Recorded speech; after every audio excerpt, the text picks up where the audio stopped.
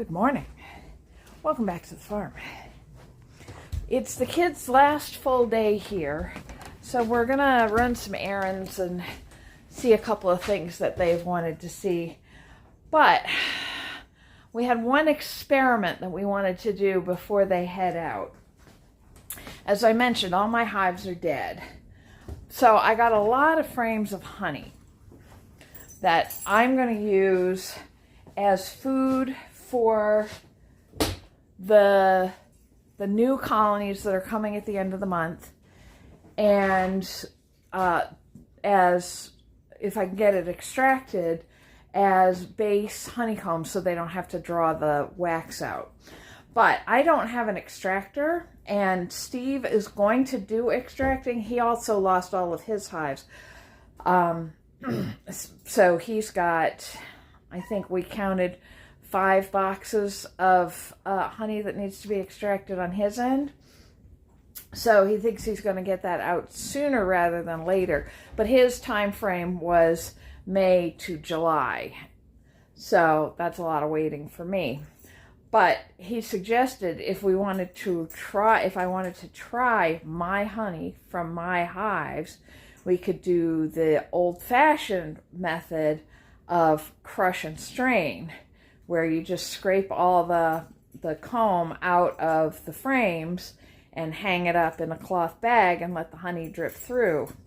So we're gonna do 2 frames of that today. Well, Crow and Xander are here, so they can taste a little bit of my honey, and I can taste a little bit of my honey and take some home with them. So let's crush some honeycomb.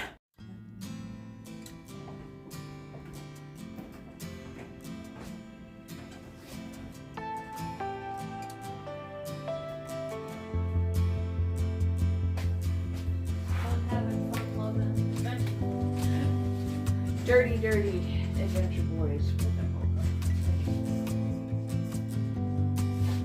Alright. So, normally you'd use cheesecloth, but I don't have any, so we got these cleaning cloths at Home Depot, which turned out to be a lot smaller than I expected. So we'll see how well this works. And what I want you to do is you're going to go in and you're going to hit this plastic. So then just angle it so it goes along the plastic, and we're just going to put it all right in there. That's why I wanted the really wide spatula.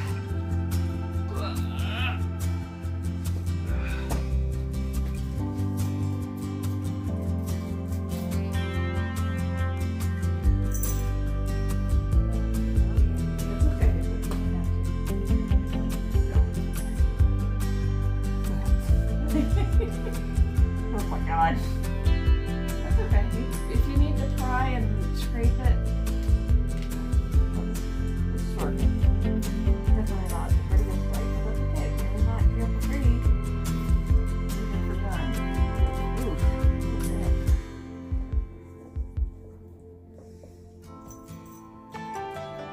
why don't you grab a butter knife and then you can scrape the spatula or the scraper off into the bowl.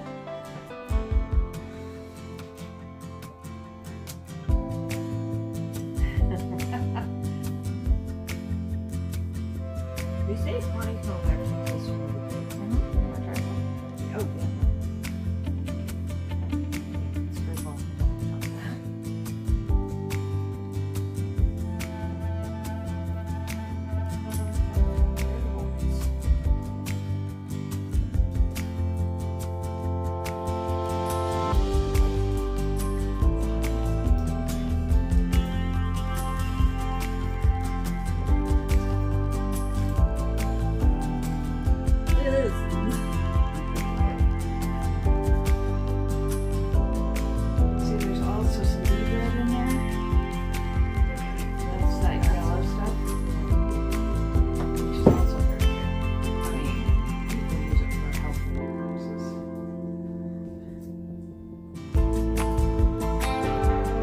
We don't have to get this perfectly clean because we'll put it out for the new bees and we'll clean it up for us.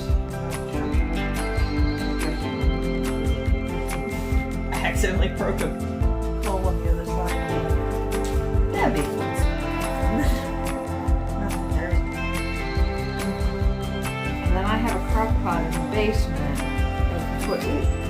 this wax in and melt it down. Beeswax! To make these actual beeswax. Yeah, beeswax candles. It takes a lot of comb to make a full candle. It's okay, we can make tea lights. We can each make a tea light. We can have tea lights when I go home. And we can use that for belting. We do not have time. Because this is going to have to sit at least all day to drain out. Okay. We need to make a warm place for it.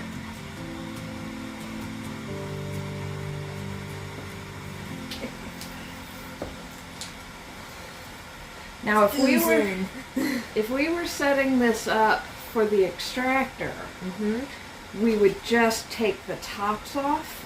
Yeah, 'cause that pops all of it, right? Yeah, and there's a bunch of different tools. Steve discovered using a reciprocating saw, just a flat blade that goes back and forth, and you just kind of give it a haircut. Huh. Or there are these little roller tools that have little studs on them that just pop them. We don't have to take off the empty cells. That's a good place. I couldn't even do it with a straight face. Yeah, let's not do it on video, on camera, shall we? I'm appealing to the 20-year-olds in our audience. Yeah, I know there are a lot of 20-year-olds in my audience. You have a decent amount. They all live in my hometown. If you are a 20-year-old watching this video, please comment below.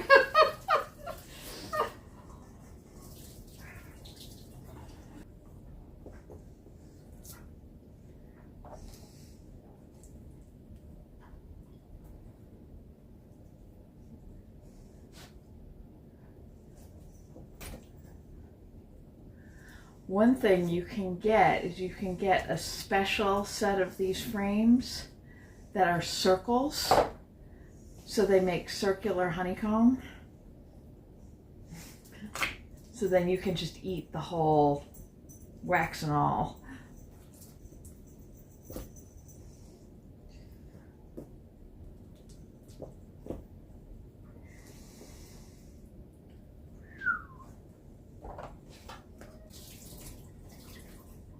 Glad I work in the kitchen. Cause that would have hurt a motherfucker. Language. Hobby. Blame you. Yes, but I don't swear when I'm on camera. Wow. Even when I drop very heavy bookshelves on my foot. Ow. Oh, you didn't watch that video? No. Morgan did. Oh. He's like, I'm very... How did you learn German swear words? Like, I have no idea.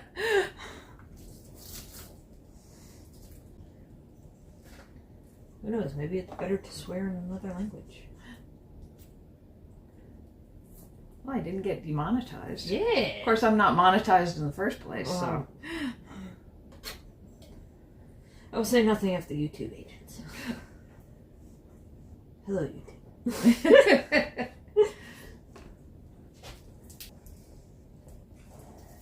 Well, and these have been sitting out in the cold for 2 weeks, so they're very solid. Please, I want you to try. Okay. And that's why Steve is waiting for the weather to get warmer.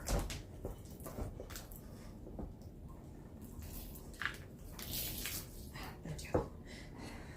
Okay, we'll leave the rest of that.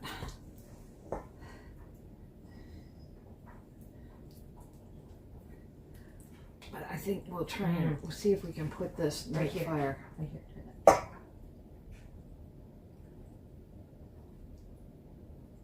That's good, honey. That's good. All right. So, yeah.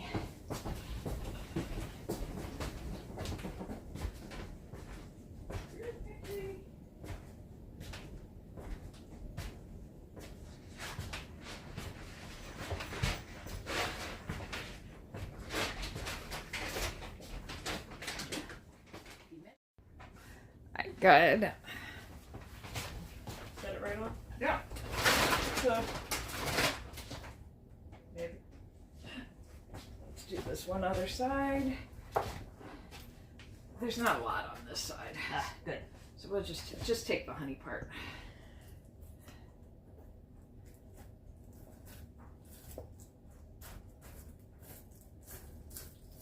Or take it off. I wasn't trying to take it all. Hang on.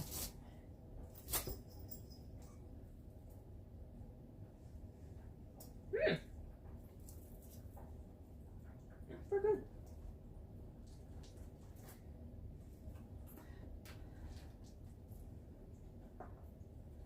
Okay. This is workers' tax.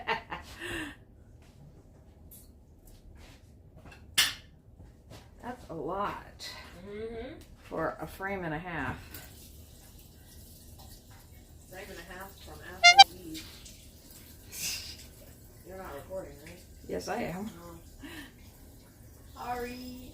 They were jerk bees, They were jerks. They stunk. but they did good work. They did. They did sting you before my wedding. I will never forget them for that.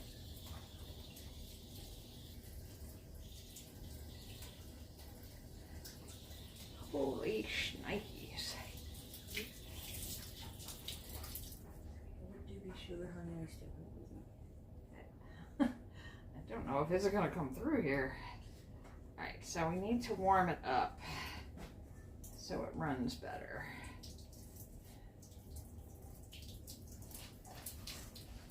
Oof.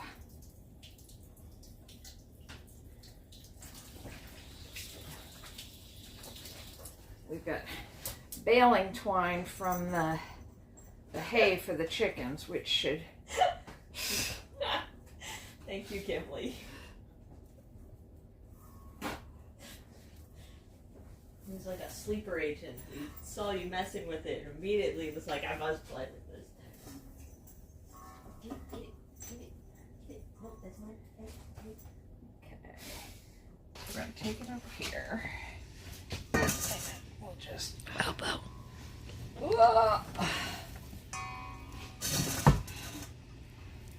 Actually, let me do it the other side.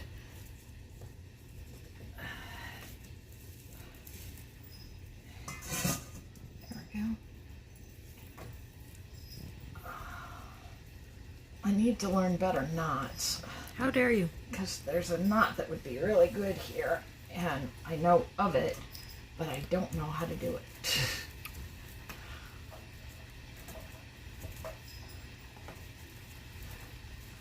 Like a climber's knot?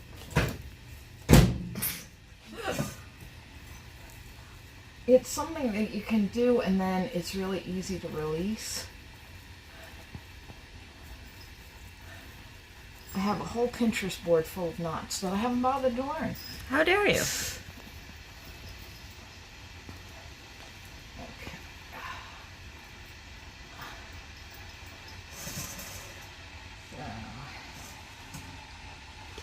We'll just let that hang and see how that does over the course of the day.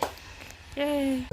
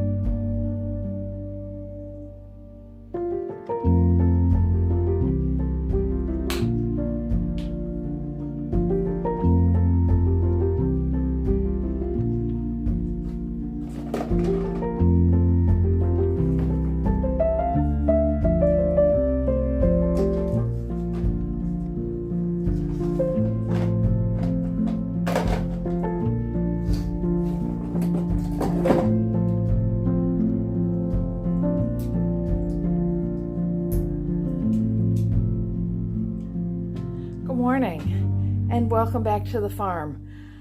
No, these videos are not out of order. Yes, it is snowing.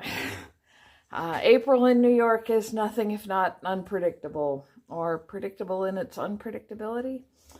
So it's supposed to snow most of this morning. I don't think much of it is supposed to stick, and it's going to be raining by this afternoon. But that just is a reminder that I've got some other jobs I need to get done. So first and foremost is getting my tomatoes started. I ordered a new system because some of my gardening friends are very bad enablers, and she had sent me images of this grow system from Neversink Tools. It's part of their Windstrip system, which I really want to get more of. They're a little expensive, but they're nice because they're air prune, which means there's no bottom in them. So when the roots hit the bottom of the cell, they stop going down and start filling the cell up. And they're really easy to just pop out. So I really would like to eventually switch over to those as my other stuff starts breaking down and whatnot. But this was just a little too tempting not to get. They are bigger containers. So you can see they're a little bit bigger than the ones that the 6-packs that I was using for my other stuff. And they have a nice big opening. So the light shines through. So it's very easy to get your finger in there and push them out. And these specifically are intended for larger plants. So like they would have been good for my peppers, but they're going to be great for my tomatoes. But I'm not exactly sure how these frames work. It came with all of these little pegs, and there's bigger ones and smaller ones. But there's not enough to fit in all of these corner slots. You can see, so you can see where I did a test of I assume they're legs, some kind of a foot. But so I'm not sure how they're supposed to go in there. Once I get that figured out, then the boxes, whoops.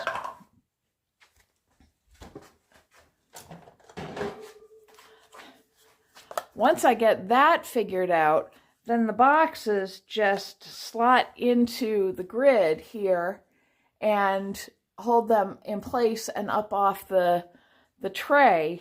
So they still presumably are low enough to be in the water to be bottom watered, but not low enough to encourage roots to spread along your tray.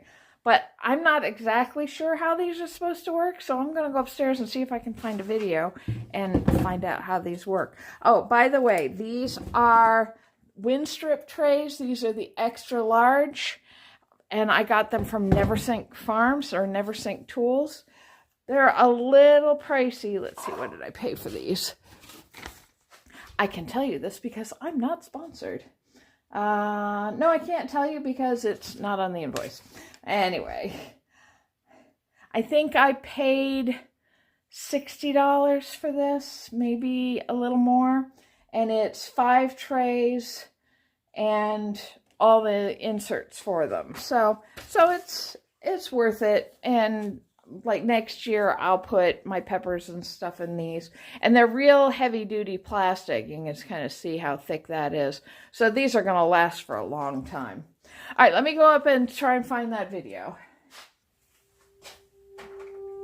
The small ones go in the corners. Just slide in, pop in.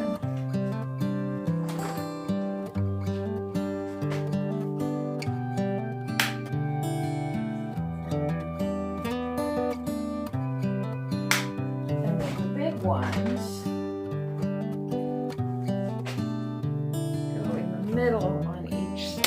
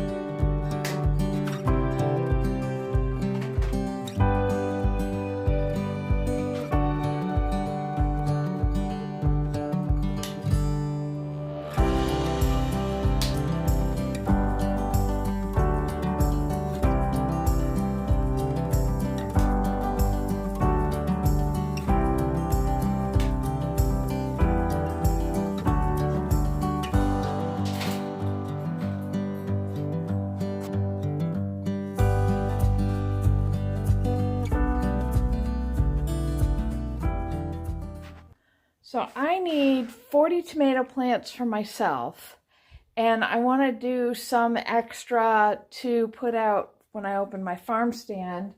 So I'm going to do 3 trays of tomatoes. Tomatoes need warm temperatures. It's not very warm down here. It's probably in the low 60s down here. I should bring a thermometer down here. But so to make up for that, I have these heat mats. All right, we'll go with that one because you can actually see that one. And so these, just like I did with the peppers, I'll put those under the tomatoes, and that'll keep the soil warm enough for the tomatoes to germinate, and then I'll be able to grow them on from there. So let's get these trays filled and get the cat off my seed starting equipment and get some tomatoes planted.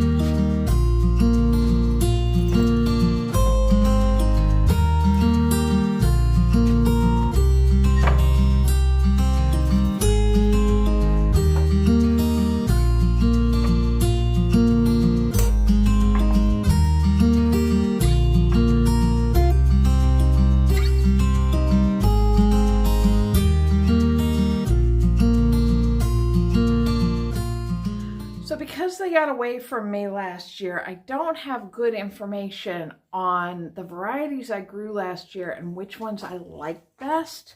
So we're going to try some new stuff. We're going to retry some of the stuff from last year. I did not buy many new tomato seeds this year. The only ones that I absolutely had to buy were the Costaludos. I've been wanting to grow these. I screwed it up. Well, I didn't screw it up last year. The groundhog came through and ate them all off at the ground. So I never got anything out of these. So these I'm going to try again this year for me. And I've got these Canestrino De Luco tomatoes that I also tried last year. And again, with the chaos that ended up being the tomatoes, I don't have good information on that. So I'm going to try those. These are both actually paste tomatoes. Cat. He's playing with the chains for the lights. These are both paste tomatoes, even though they're very large tomatoes. They don't have a lot of the gel and seeds inside that you'd get in like a slicing tomato. So these are really good for cooking down for sauce and paste. And speaking of paste, I'm growing a lot of paste tomatoes. I've got your traditional San Marzanos, and I've got some Amish paste. And these I'm mostly growing to sell the plants. I might keep a couple of them for myself. Let's be honest, I'm going to definitely keep a couple for myself. I got a hog heart paste, which I am definitely growing for myself. And I've got these Principe Borghese, which I think are also a paste tomato, but I'm not sure, so I may have to look those up. But we'll grow them and see how they go. Let me see. Most of these should be open pollinated. Yeah.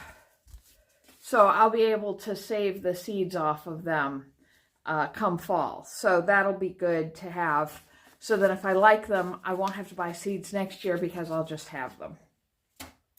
I am going to try again to grow these Rutger tomatoes. These are a slicing tomato, but they're not a very big one. I'm thinking they would be really good for stuffing with like tuna salad and baking like that. Some cheese on top. That'd be really yummy. And then I've got my 2 slicing tomatoes. For slicers, I almost always go with Brandywines. So I've got Weaver's Black Brandywine and a yellow Brandywine. So we'll see how those come this year. And then just as some extras for selling, I've got cherry tomatoes. So I've got these Aosta Valley Select Tomato. These actually aren't listed as a cherry tomato. They're listed as a processing tomato. But I did get some of these, and they're kind of smaller, and you can kind of see they're kind of an interesting shape. So they're kind of fun to grow. They might be fun to sell the tomatoes. And then I've got Sweet Treat cherry tomatoes. I don't like cherry tomatoes, but I can absolutely sell either the plants or the fruits as the year goes on. If I'm willing to give up space in the garden for cherry tomatoes. So we'll see how that goes. And none of this takes into consideration the millions and millions of self-seeded tomatoes that are going to come up out in that garden because of the chaos that those tomato beds ended up in last year. And I may pot some of those up and sell them at the farm stand just as random tomato plants because I don't know what the varieties are. But most of them are probably going to end up in the weed pile. Could you get off the seed bench?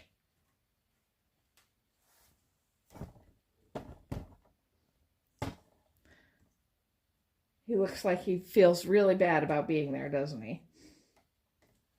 Come on. Get. All right, let's get some dirt in these pots.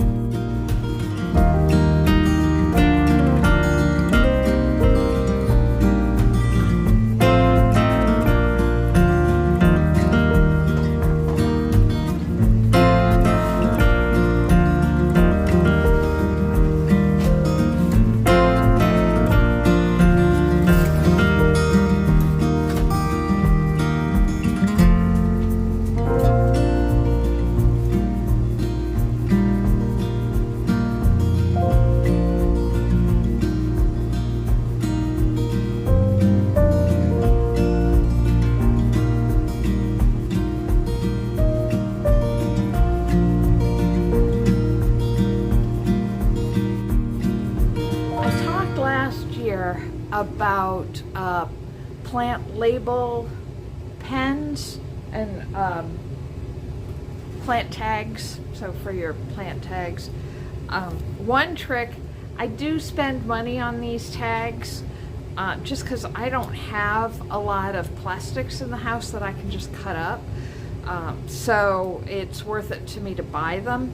But when I get them, I cut them in half because you don't need a huge giant tag. So I just cut them in half and then I've got twice as many. I also talked about the pen that you use for writing on these. A Sharpie doesn't work great for this because if it's when it's out in the sunlight will fade a Sharpie. You can get ultraviolet permanent garden tag pens.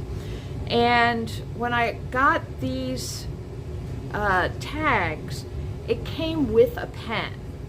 And I'm going to tell you right now, don't trust those pens, because I found that when I had them, I was using it out in the greenhouse, and I'm not sure if it's the watering or the sun, but within a week they had just completely washed out. So I had no idea what was in any of those trays, and since none of them came up, it didn't matter.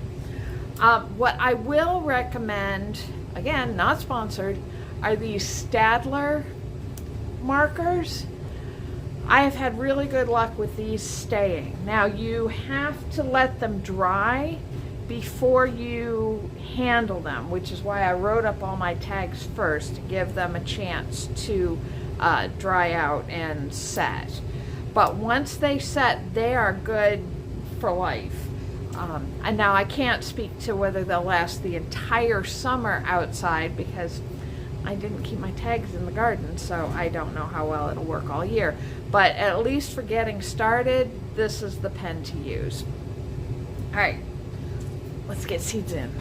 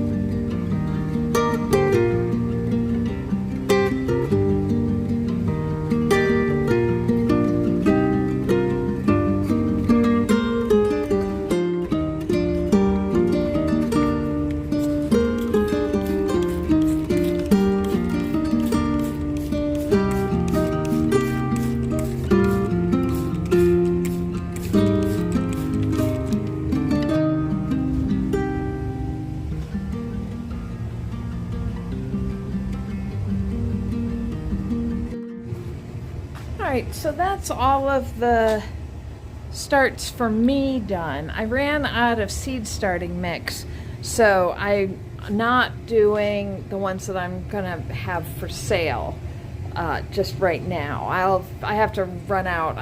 It's studio day and I've got some other stuff to do out.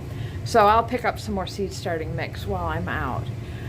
But I actually planted too many for me, and I don't know how I lost count. But so I've got 48 plants started and I need 40 tomatoes in the garden. So I don't know. We'll figure it out when it's time to put them in the ground. For most of those, I put 2 seeds in each cell because they are last year's seeds and I was worried about germination rates. So the only ones I didn't do that for were the Costaludos because those were new seeds that I just bought this year. So, but that should get me going. It'll take them about 10 days to come up. Let me show you how everything else is doing. The onions need a haircut. Looks like they need a little spritz. As do the scallions, although I'm not sure, or shallots, although I'm not sure if you trim shallots the same way you do onions because you don't need layers the same way in a shallot. The peppers are a mixed bag. Some of them look a little burned, so I'm not sure what's going on with that. I may just need to feed them a little. And these onions down here are looking the same. It looks like I need to lift the light a little bit and give them a haircut, because some of them are growing up above. It shouldn't be too much longer before I can put the onions out in the greenhouse. They don't mind the colder temperatures quite so much. I just want to make sure we're not getting down into the teens, which has happened in the last couple of days. So I'll give that another week or two, and then I can move those out to the greenhouse. And then I have to remember to go out and water them. Not always my strongest suit. All right, so that's that for now. I may come back and do more later. And I've got the supplies to finish the bridge coming today. And I've got to go to studio. So I may see you back here later. I may see you back here tomorrow. Let's stick around and find out.